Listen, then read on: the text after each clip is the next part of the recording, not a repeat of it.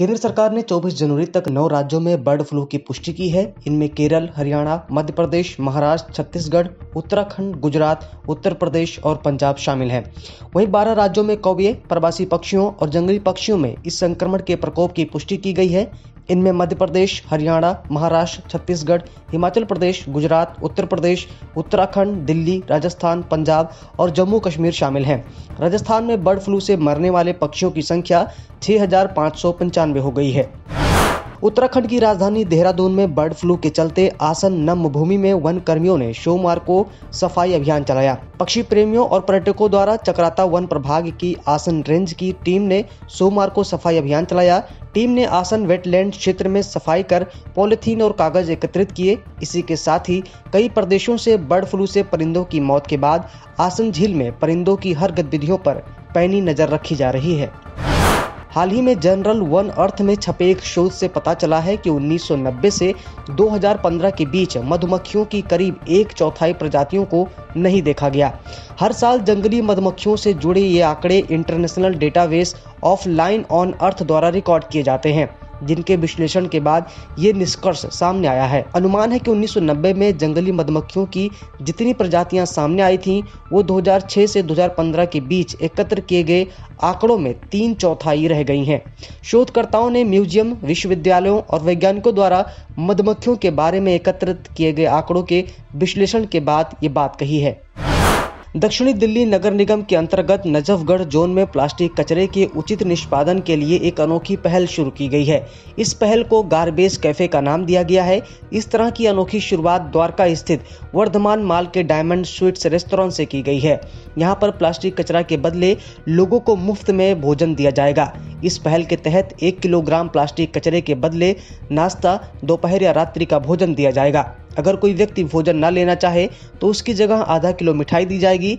लोग यहाँ प्लास्टिक कचरा, जिसमें खाली पानी की बोतलें, प्लास्टिक कैन, कोल्ड ड्रिंक की बोतल और अन्य प्लास्टिक की वस्तुएं ला सकते हैं। इस दौरान लोगों को प्लास्टिक कचरे से होने वाली हानि के बारे में भी अवगत कराया जाएगा। देश भर में प्रदूषण पर आई एक ताजा रिपोर्ट के मुताबिक बीते साल 2020 में देश के 10 सबसे प्रदूषित इलाकों में से 7 इलाके दिल्ली के थे। निरंतर परिवेशी वायु गुणवत्ता निगरानी मानक यानी कि CAAQMS के डेटा के मुताबिक 23 जनवरी को सेंट्रल दिल्ली में ITO देश में सबसे प्रदूषित इलाका था। वहीं राजधानी के सबसे व्यस्त इलाकों में से एक ITO चौराहे पर रविवार को 24 घंटे का PM 2.5 औसत दर्ज किया गया। वहीं इस लिस्ट में बमाना, रोहिणी, मुंडका, आनंद विहार, नेहरू नगर और विवेक विहार भी शामिल हैं। उत्तर प्रदेश के इटावा में जिला प्रशासन, नगर पालिका और सामाजिक संस्थाओं के सहयोग से यमुना नदी के किनारे सफाई अभियान चलाया गया।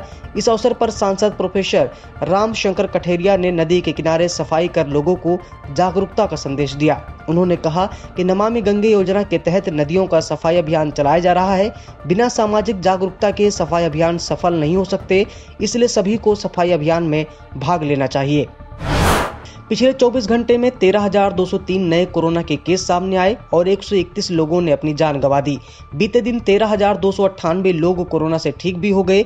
लगातार चौथे दिन 15,000 से कम कोरोना संक्रमण के मामले दर्ज किए गए हैं। स्वास्थ्य मंत्रालय के ताजा आंकड़ों के अनुसार अब देश में कोरोना के कुल मामले बढ़कर 1,06,67,736 हो गए हैं। कुल 1,53,470 लोगों की जान जा चुकी है। 1,03,30,000 लोगों ने कोरोना को मात दे दी है। देश में अब एक्टिव केस की संख्या घटकर 1,84,000 हो गई है। दिल्ली, उत्तर प्रदेश, मध्य प्रदेश, राजस्थान, पंजाब सहित कई राज्यों में शीतलहर और कोहरे ने लोगों को काफी परेशान कर दिया है। यहां दोपहर के समय भी लोग गलन महसूस कर रहे हैं। मौसम विभाग के मुताबिक अगले 3 से 4 दिनों में तापमान में और गिरावट आने की संभावना है। मौसम विभाग ने कहा है कि दिल्ली में अगले 4 दिन मामूली से लेकर घना कोहरा छाए रहने की पूर्वानुमान है। दिल्ली में मंगलवार तक तापमान 4 डिग्री सेल्सियस तक गिरने का अनुमान है। जम्मू कश्मीर के ज्यादातर इलाकों में जबरदस्त बर्फबारी ने लोगों की मुश्किलें बढ़ा दी हैं। मौसम विभाग ने चेतावनी दी है कि जम्मू कश्मीर में बर्फबारी के साथ बर्फीले तूफान का खतरा लगातार बना हुआ है। इसी के मद्देनजर पहाड़ी क्षेत्रों में रेस्क्यू टीमों को तैयार रहने के आदेश दिए गए हैं। ठंड का आलम यह है कि कई जलाशय और जलापूर्ति की पाइपलाइन जम गए हैं। हिमाचल प्रदेश में भी 1 फरवरी तक मौसम शुष्क रहेगा।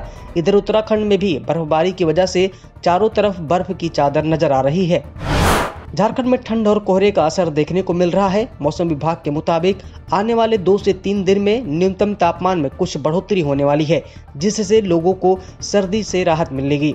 हालांकि कोहरे का असर अभी थमता दिखाई नहीं दे रहा। इस बीच 28 जनवरी से सूबे के ज्यादातर इलाकों में बारिश के आसार भी बन रहे हैं। फिलहाल अगले 2 से 3 दिन तक मौसम शुष्क बना रहेगा। सब्सक्राइब करें पर्यावरण पोस्ट।